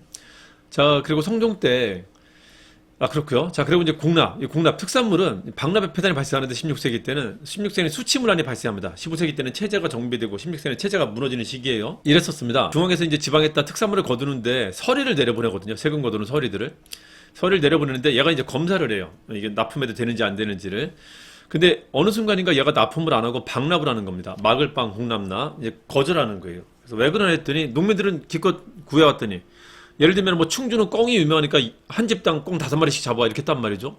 농산자를 다 팽개치고 꿩을 잡아왔는데 이 사람이 안 받는 거야. 왜 이러지? 왜 이러지? 하는데 어서 이렇게 들어보니까는 우리 충주 근처에 어떤 상인이 와 있는데 이 상인이 파는 꿩을 사갖고 납품하면은 바로 받아준다는 거예요. 농사를 줘야 되는데 언제까지 꿩 잡으러 다닐 수는 없잖아요. 그래서 울며 겨자 먹기로 비싸지만 산 거야. 봤더니 둘이 커넥션이 있었던 겁니다. 나중에 가격이 10배, 100배까지 치솟아요. 이 박납의 폐단이 말도 못하게 심했었어요. 막 100배까지 치솟은 데가 있으니까 이걸 박납 폐단이 합니다. 이것 때문에 인격전당 같은 게 발생하기도 했었고요. 자, 이게 이제 전쟁을 거치면서 이 모순을 해결해야 되겠다라는 게 이제 그 뒤에 조선 후기 때 왕들한테 나타나게 됩니다. 자, 그 중에 영정법은 전세의 모순을 해결한 건데요. 이거는 큰 개혁은 아니고요. 20도부터 4도까지 나눠서 내는데 사람들이 서로 안 내려고 하는 거예요. 그러다 보니까 어느 순간 6도 내지는 4도로 막 고착화되는 경향을 보이고 있었습니다. 에이, 야, 그럴 거면 계산을 하지 마. 그냥 4도로 그냥 퉁치자. 그래서 그냥 고정시킨 겁니다. 공법은 차등수주고요. 공법은 차등수주고, 영정법은 고정법이라는 겁니다. 하나로 고정했다는 겁니다. 1개월 다 4도만 거둔다. 자, 그리고요. 군적수포제가 군포를 내는데 쌍놈만 낸단 말이에요. 영조는 왜 쌍놈만 내는데 양반 니놈도 내 라고 해갖고 양반까지 대결려 했었던 건데 양반들의 반발이 너무 심해갖고 양반은 못했습니다. 대신에 쌍놈들의 군포를 1필로 줄여줘요. 반으로. 이거만 해도 큰 거지. 근데 국가 세금은 절대 전체로 줄이지 않아요. 어디서 줄이면 다른 데로 채웁니다. 그래서 지주들한테 결작 이도를 걷고요. 양반들이 빠지니까는 지방에서 세력계나 쓰는 놈들까지 빠지더라는 거예요. 걔들한테 선무군관이라는 관직을 주고 그리고 1필씩 내게 합니다. 결자, 선무군관포, 그리고 어염선세 같은 걸로 이제 보충해갖고 국가지정이 줄지 않으면서 농민들 부담을 줄여줍니다. 자, 그리고 이제 박납폐단이 제일 심했었는데 16세기는 광해군 때 대동법을 시행을 하죠. 그리고 효종 때는 김육의 노력으로 충청 전라도까지 이거를 양호라고 합니다. 충청도는 호서지방, 전라도는 호남이라고 하거든. 양호지방까지 확대를 합니다. 자, 그리고 숙종 때 경상도하고 황해도까지 실시되면서 전국적으로 실시됐다라고 해요. 그래서 대동법이 됩니다. 요거는 뭐냐면요. 특산물은 지역마다 다르게 되는 거고 대동법은 다 똑같이 내는 겁니다. 어디 가나 쌀은 있잖아요. 쌀로 내게 한 겁니다. 쌀이 없는 지역은 동전으로 내게 합니다. 동전은 어느 지역에 다 있잖아요. 그래서 다 똑같이 내게 한 걸 말합니다. 이거 둘을 비교하세요. 공법은 차등수조, 영정법은 고정수조, 그리고 군적수포제는 차별, 균역법은 평등을 만들려 했었던 건데 평등이 잘 되진 않고 조금 깎아주기만 한 겁니다. 자, 대동법은 특산물은 다 다르게, 대동법은 다 똑같이라는 겁니다. 그래서 쌀로 내기엔 늘 말에 1글당 12두래. 이게 얼마나 심했는지 보세요. 전세가 4두인데 12두란 말이죠. 되게 부담이 됐을 거란 말이지. 자, 이제 토지와 세금 외에 경제 활동에 대한 국가의 정책을 한번 보도록 할게요. 정근대는 농업사이기 때문에 주로 농업정책 위주로 나타납니다. 농업, 상업, 수공업, 그리고 대외무역 같은 정책들 말하는 겁니다. 주로 농업정책입니다. 자, 하나 이제 추가한다면은 농사를 열심히 지면 세금 내야 되잖아요. 그래서 중앙에는 이제 잉여 생산물이 넘치게 돼요. 뭐가 다 들어오니까. 그 농업은 기본적으로 있잖아요. 이게 상업으로 이어진다는 개념을 이해하셔야 되는데 상업은 그냥 나타나는 게 아니라 잉여 생산물이 있을 때 먹고 남는 게 있으면 어떻게 할까요? 버릴까? 그러진 않을 거 아니에요. 거래를 하게 됩니다. 거래를 하면 그걸 상업이라고 하거든. 그래서 잉여 생산물이 있는 지역이 어디냐면은 서울이에요. 서울하고 대도시입니다. 그래서 서울과 도시에 뭐가 생기냐면은 시장이라는 게 생기게 돼요. 이 국립시장을 시전이라고 합니다. 시전. 그래서 여기에만 시전이 생깁니다. 요게 시전은 상인들이 들어가서 하는데 이 상인들은 아무나 들어가는 게 아니라 관어 상인이 들어갑니다. 그래서 이거는 약간 특권 상원이에요. 그러니까 김밥 천국도 한 개밖에 없고요. 그러니까 호두과자집도 하나밖에 없고요. 갈비탕집도 하나밖에 없고 이제 그런 식인 겁니다. 그래서 얘가 마음만 먹으면 있잖아요. 고려시대 도성에 개성에 50만이 살았다고 하고 조선은 한양에 10만이 살았다고 하는데 마음만 먹으면은 장난질을 치기 되게 좋단 말이에요. 그래서 얘가 물건이 있으면 물건의 반을 국가에 납품하고 나머지를 파는 겁니다. 나머지 파는데 장난치기 좋으니까 얘를 감시하는 기구를 항상 같이 둡니다. 감시하는 기구를 뭐라고 하냐면 경찰서라고 해요. 경찰서는 치안을 담당하는 거고요. 이 시장을 담당하는 경찰서는 경시서라고 해요. 경시서. 요 시스템으로 갑니다. 시전과 경시서. 자, 그래서 우리 신라 때는 이걸 동시전이라고 했었고요. 통일 후엔 서시전, 남시전이라 했었는데 이제 중세부터는 그거를 명확히 뭐라 부른다? 경시서라고 합니다. 경시서와 시전이 조선까지 갑니다. 고려 때 제도는 웬만하면 조선까지 그대로 갑니다. 자, 그리고 고려는 여기에 국영상점도 있었어요. 관영상점. 국가가 직접 운영하는 거. 이거는 고려만의 특징이다. 대무역은 대무역의 중심지를 기억하시면 되는데요. 신라는 이렇게 동해안 쪽에 있었으니까 울산항이라고 하고요. 자, 그리고 원래 당시 미국은 중국이기 때문에 서해안이 최대 무역항이 돼야 됩니다. 신라만 특이하게 동해안 쪽이 최대 무역항인 거예요. 동해안 쪽에 점 찍고 최대 무역항을 하면 신라밖에 없습니다. 고려는 그걸 병난도라고 하고요. 그리고 조선은 이제 삼포라는 걸 만듭니다. 자, 요걸로 상업을 대충 얘기했고요. 그 외에는 다 이제 농업을 얘기할게요. 농업을. 자, 보시면은 요 신라 때 뭐 우경 실시했다라는 건 앞에 말했던 거니까 이건 두고 갈게요. 고려 후기 때 변화가 되게 중요한데요. 이항법이 처음 시작됩니다. 이항법은 왜 중요하냐면요. 이항법을 하게 되면은 두 번 재배할 수 있어요. 그 여름에는 벼를 재배하고 겨울에는 보리를 재배할 수 있단 말이에요. 그러니까 생산물을 굉장히 늘려줍니다. 이게 이때 시작되었다. 일반화되는 것은 조선 후기 때 가야 일반화됩니다. 이게 이항법 일반화는 무슨 말이지? 조선 후기 때는 잉여 생산물이 출현할 거라는 겁니다. 어디에? 여기에도 여기만 그런 게 아니라 여기에도 농사짓는 그 장소에도 잉여 생산물이 출현하면 반드시 뭐로 이어진다고요? 그게 시장, 상업 활동으로 이어질 거라는 겁니다. 거래가 이어진다. 거래되는 장소를 뭐라고 하죠? 시장이 나타날 거라는 겁니다. 시장이 발달할 거라는 거. 그 개념적으로 기억해 두세요. 자, 목화 기억해 두세요. 목화는 되게 중요합니다. 산업혁명의 핵심적인 상품이기 때문에 역사에서는 목화라는 그 단품 생산물을 그냥 중요한 테마로 다룹니다. 우리 목화는 고려 말 때 처음 나타났다. 자, 그리고 농업정책 중에 제일 중요한 건 농서입니다. 농상집요가 들어왔다. 이건 원나라 농서를 수입해온 거고요. 조선에 들어가면 농서를 직접 만듭니다. 최초 한국적 농서인 농사직서를 만듭니다. 그리고 개인이 강희명이라는 개인이 만든 걸로 금양 잡록이 있는데 이게 조선 전기 때 2대 농서입니다. 이런 책들을 집대성해갖고 만든 게 농가집성이라고 해요. 농가집성. 조선 후기 때 책입니다. 농서는 꼭 기억해 두세요. 꼭 기억해 두세요. 자, 그리고 이제 조선 후기 때 그 농업 발달을 조금만 좀 설명드려 볼게요. 자, 조선 후기 때 농업 발달은 이항법 일반화가 일단 대표적이고요. 자, 그리고 상품 작물 재배라고 했고요. 여태까지는 그냥 자급자족했었습니다. 내가 먹을 것만 재배했었는데 이제 팔기 위해서 재배한다는 겁니다. 자, 그리고요. 이항법이 일반화되면 이래요. 그 논농사를 지면은 이항법의 반대말이 직파법이거든요. 직접 파종한다는 건데 직접 파종하면 4월에 파종합니다. 이항법은 모를 조그만 구역에다 키운 다음에 얘가 자라면 이걸 모내기를 하는 겁니다. 모내기. 6월에 합니다. 모내기를. 그러니까 쉬는 기간이 길어져요. 1년에 한 절반 정도를 쉽니다. 그것도 이제 보리 재배하는 거예요. 이걸 이모작이라고 합니다. 이게 가능해져요.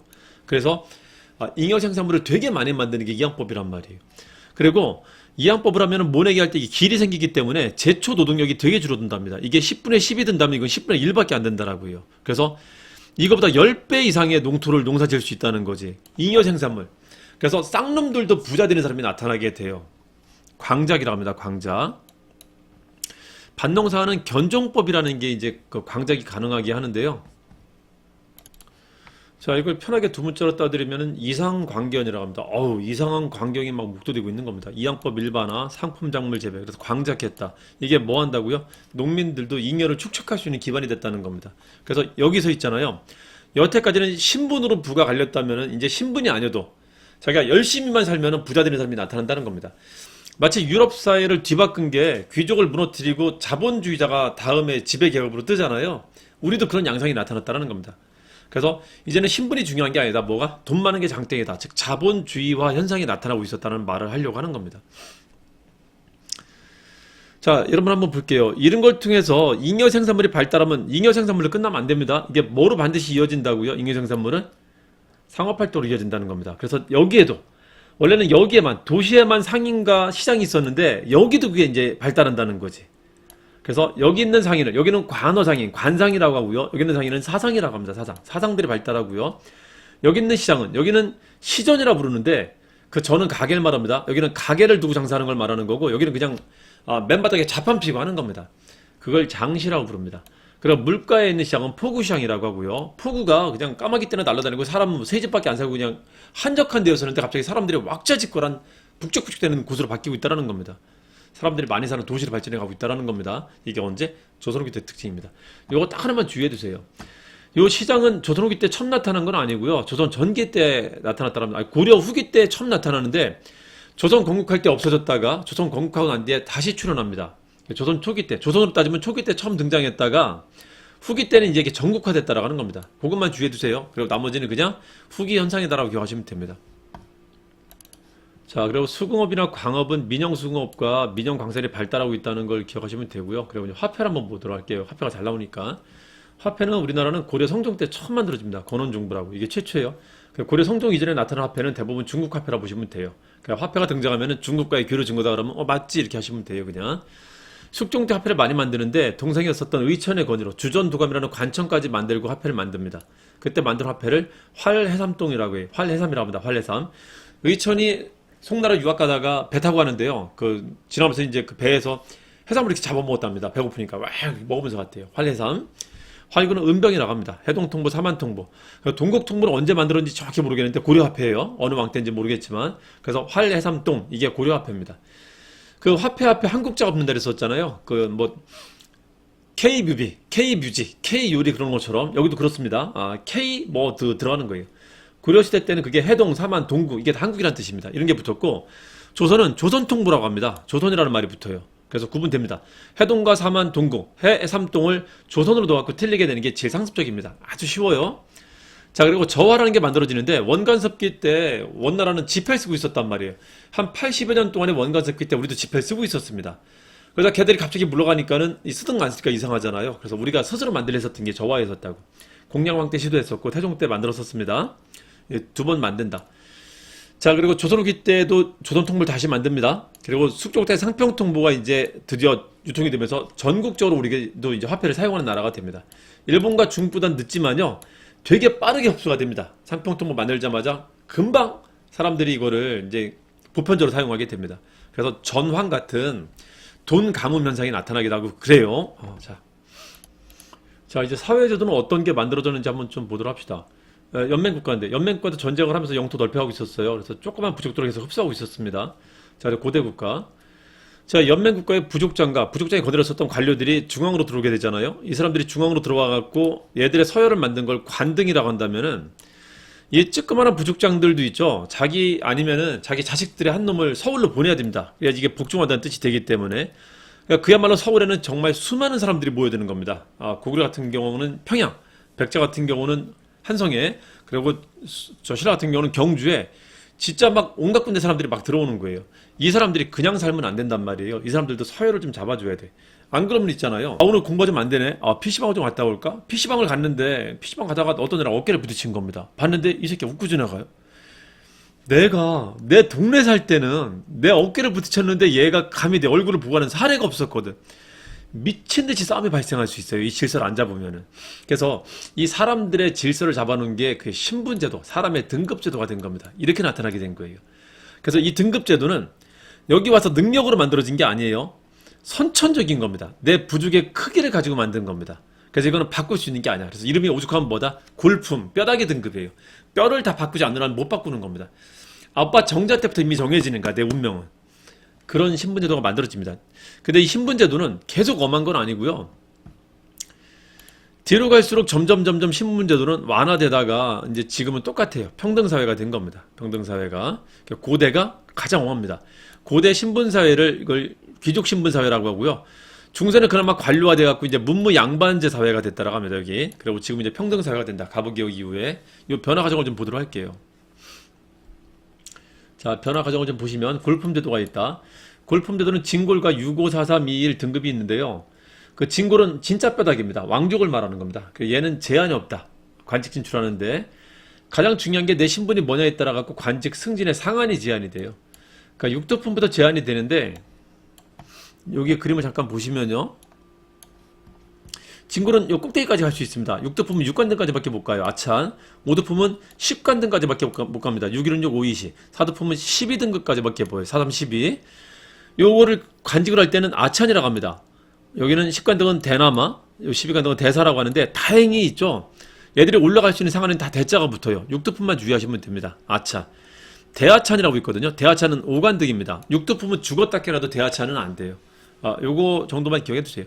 그리고 심지어는 집의 크기, 그리고 말수, 그리고 그릇의 종류, 이런 것까지 다 차별을 받아요. 되게 엄한 차별을 받습니다. 일상생활까지 제약을 받고 있다는 겁니다. 자, 이런 신분제가 어떻게 조금씩 변해가는가 봅시다. 자, 고려 때 가면은 이제 문무 양반이 가장 높은 신분이 됩니다. 근데 아직도 귀족적인 흔적이 남아있어갖고, 문반 중에 5품 이상은 있잖아요. 굉장한 특혜를 받아요. 자식은 시험 보지 않고 취업시킬 수 있어요. 음서라는 카드를 쓸 수 있고요. 그리고 5품 이상은 과전도 등급에 따라 과전을 받고요. 또 특별 상여금인 공음전을 또 받아요. 일과 상관없이. 특권 세력입니다. 그래서 이 사람들은 이놈들 귀족 같네 라고 해갖고 문벌 귀족이라고 하는 겁니다. 문벌 귀족 5품 이상은. 그래서 여전히 고대를 귀족 사회라고 하는데 중세도 고려는 귀족적인 사람이 남아 있었다라고 하시면 됩니다. 조선에 가면 이것도 없어질 겁니다. 자, 그리고 신분은 크게 보면요. 신분을 크게 보면 네 가지가 있는 겁니다. 관료가 돼야 돼요. 높은 신분이 되려면. 그 중에 최고 좋은 관료가 이제 문무 관료고요. 문무 관료 아닌 관료들을 통틀어서 이제 중간 관료들이라고 합니다. 그리고 관료가 되지 못하고 일상생활에 종사하는 농상, 수공업에 종사하는 사람들을 쌍놈, 상민이라고 하는 거고요. 그냥 이거는 이제 인간이 아닌 거, 그 인격이 아닌 거, 그 말하는 재산이 있죠. 그 노비라고 하는 거고요. 이렇게 네 개의 신분이 있습니다. 자, 그 중에 같은 상민인데 상민 중에서 차별받는 사람들이 있어요. 이 사람들이 향소부국민이라고 합니다. 향소부국이 나오면 고려 문제다 하시면 돼요. 노비는 엄마 아빠 중에 노비피가 하나라도 섞여 있으면 자식은 노비입니다. 일천즉천을 택하고 있어요. 이런 거 정도는 기억 좀 해두시고요. 조선 갈까요? 역시 문무반이 최고입니다. 중간계층이 있고요. 조선에서 차별받는 존재는 여성이에요. 어떤 여성? 정조를 지키지 않은 여성을 국가가 차별합니다. 그래서 제가녀 자손과 서울의 자손들은 관직 진출에 제한을 둔다는 게 여기 특징입니다. 이제 문제 한번 내볼까요, 그러면? 고려시대는 재혼한 여자의 자손의 관직 진출에 제한이 있었다. 아니라고. 조선에 와서 얘기라고요. 고려시대는 서울들에 대한 차별이 컸었다. 아니라고. 조선에 와서 하는 겁니다. 그 차이점만 좀 구분하시면 돼요. 여기는 향소부기라는 특이한 차별민이 있었고, 여기는 여자 자손의 차별민이 있었다는 걸 좀 기억하시면 됩니다. 일천즉천은 이어지다가 조선 후기 때 애민 정치를 폈었던 영조가 종모법으로 바꿉니다. 야, 적어도 엄마가 양민이면 양민들을 인정해줄게. 반은 이제 인정을 해준 겁니다. 됐습니다. 조선 후기 때는 양반의 수가 증가하면서 요거 점점 완화된다 그랬었죠. 완화되는 과정에 우리는 특이하게 상향평준화돼요. 죄다 양반이 됩니다. 죄다 양반. 많은 데는 양반이 70% 됐다고 하는데 양반 수가 증가하고 상민과 노배 수가 이제 하락하고 있었다는 겁니다. 그래서 양반 수가 50% 이상 그런 말 하면 조선 후기라는 뜻입니다.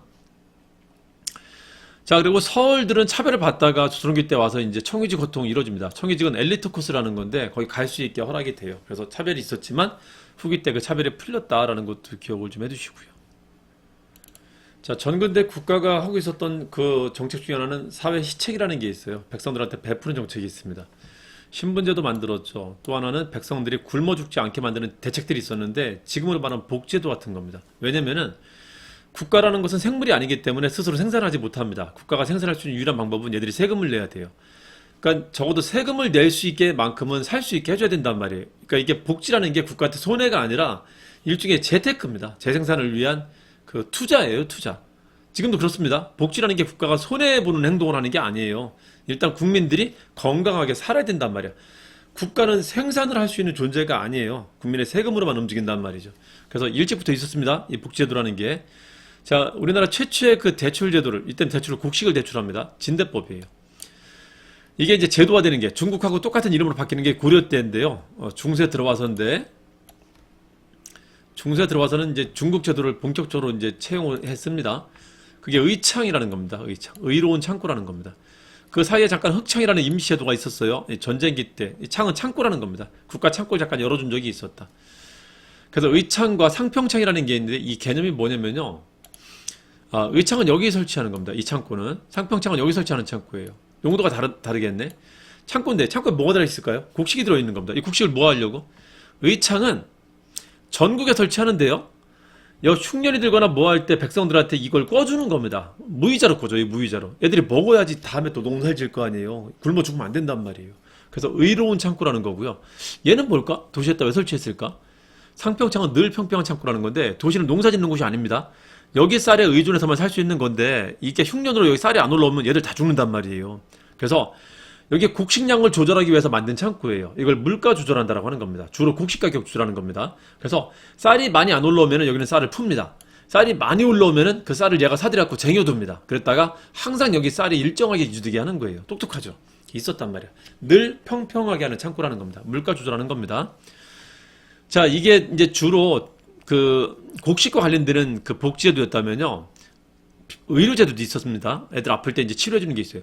그 양반들은 아플 때 치료받는 게 문제가 안 돼. 돈이 있으니까. 자기들 가는 그 저 병원이나 그 의사들이 있었단 말이에요. 이제 평민들의 문제인데 평민들이 돈이 없으니까 국가가 이제 그 무료로 시술해주는 걸 만든 겁니다. 하나는 병원이, 하나는 약국을 만드는데요. 동서대변은 일종의 병원이라 생각하시면 되고요. 해민국은 일종의 약국 생각하시면 됩니다. 지금처럼 병원과 약국이 딱 구별되는 건 아닌데 그러면 좀 편합니다. 그래서 그러니까 음식도 먹이고 옷도 입히면서 치료했다 그러면 입원했다는 뜻이거든. 그럼 병원을 말하는 겁니다. 동서대변, 환자 진료, 빈민국이 같은 거 하고요. 약 처방을 했다 그러면 약국인 해민국을 말합니다. 이게 이름 보면 알 수 있듯이 대비원은 큰 자비를 베푸는 곳이라는 겁니다. 해민국은 백성들한테 은혜를 베푼다. 백성들을 위한 의료복지제도입니다. 자, 이게 그대로 갑니다. 웬만하면 고려, 제도는 조선까지 가요. 여기도 의창, 상평창이 있습니다. 그리고 동서대비원과 해민국이 있어요. 근데 동서대비원과 해민국이 세조 때 이름이 동서활인서와 해민서로 바뀝니다. 그래서 서자 들어가는 것은 조선에만 쓸 수 있고요. 동서대비원, 해민국은 둘 다 쓸 수 있는 겁니다. 자, 이제 고려와 조선에만 있는 것도 한번 볼게요. 고려와 조선에만 있는 거. 여기는 제이보와 구제도감이라는 게 있습니다. 여기는 사창이라는 게 있고요. 자, 이런 게 있습니다. 의창을 만들었는데 이게 국가에서 운영하니까 너무 중앙 집중적이에요. 필요한 사람이 누군지 적시해주지 못하는 겁니다. 그래서 마을 단위의 조그만 창고를 만들었어요. 이 마을 사자 써갖고. 그래서 일종의 풀뿌리 민주주의 같은 복지제도를 만든 겁니다. 이걸 사족한테 운영을 맡깁니다. 그러면 필요한 사람을 잘 찾아줄 수 있겠지라고 했던 겁니다. 의창의 폐단이 많이 생겼었어요. 이게 돈이 걸리다 보니까 이 돈 가지고 장난치고 이걸 가지고 원래 무이자 대출해줘야 되는데 돈놀이 하는 사람들이 있었단 말이야. 그래서 그거를 고치겠다고 얘 대신에 이제 사창을 만들었던 건데 얘도 똑같습니다. 돈이 들어가면 자꾸 문제가 생기더라고. 하여튼 사창은 사족 중심의 구율제도인데 이건 조선에만 있었던 제도라는 거 기억하시면 되고요. 그리고 고려 때는 광종이 제2보를 만들었는데 이 보라는 건 지금 말로 하면 펀드란 뜻입니다. 국가가 쌀을 쟁여두고 있다가요. 그 쌀로 발생하는 그 이자를 가지고 있잖아요. 위태로울 때 그걸 구제하는 걸로 쓴다는 겁니다. 그 이자를 가지고 만든 기금이에요. 빈민구제 기금이라고 합니다. 그거 하면 이 제2보 말합니다. 그리고 구제도감이라는 게 있는데 구제하기 위해서 만든 도감은 임시관청이라는 거예요. 재난이나 질병, 지금 같은 전염병 같은 거 있잖아요. 그때 만들어진 거. 지금 말하면은 재난대책본부나 질병관리본부 같은 겁니다. 그때도 있었단 말이야. 근데 이제 항시적인 기구는 아니고 도감인 거 보니까 이제 그때 만드는 겁니다. 그래서 뭐 가뭄 같은 것도 마찬가지고요. 뭐 큰 풍수에도 마찬가지고 전염병 같은 것도 마찬가지고 그런 게 발생했을 때 그 당시에 설치해갖고 백성들의 어려움을 구제해주는 걸 구제도감이라고 합니다. 재해나 전염병 발생에 설치한 임시기구다라고 하면 이걸 말합니다. 요거는 고려 때만 있었던 겁니다. 요거 섞어내는 거 잘 나오니까 주의 좀 해주세요. 절대 어렵게 안 나와요. 그분만 할 줄 알면 됩니다. 자, 이것도 어려울 테니까 두 문자로만 따드릴게요. 옷이 고장났어요. 옷을 고치러 갔더니 야, 뭐 그건 집에서 해 임마 라고 했다는 겁니다. 의상구제 대개세고 의창 상평창 창은 창고만 합니다. 곡식 있는 곳을 말해요.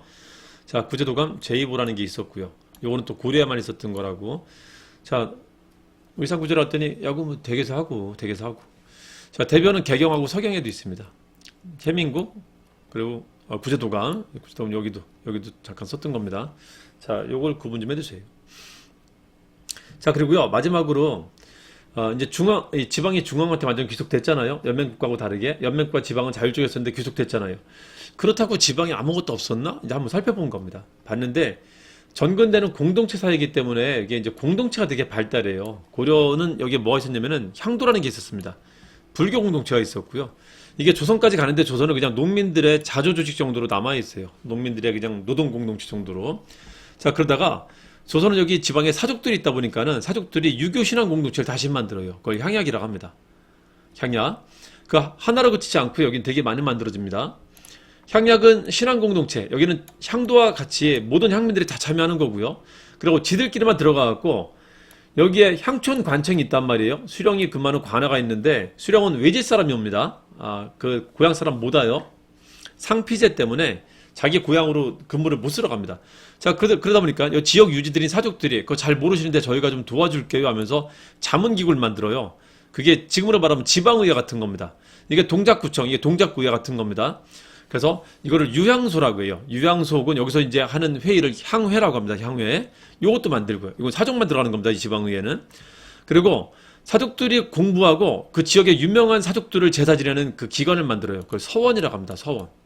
요런 걸 만들어 갖고 사족들이 이제 뭉치기 시작했던 겁니다. 지방에는 탄탄한 권력으로 자리 잡게 돼요. 사족들이. 자, 요런 게 있었다는 걸 기억해 주세요. 요거를 향향향서라고 합니다. 유향소, 향회, 향약, 서원. 이게 조선에 있었던 제도들이다. 자, 그리고요. 그 사료도 한번 보도록 할게요. 사료도 시험에 좀 나오는 것들이 있으니까 그거 한번 간단히 체크해 드릴게요.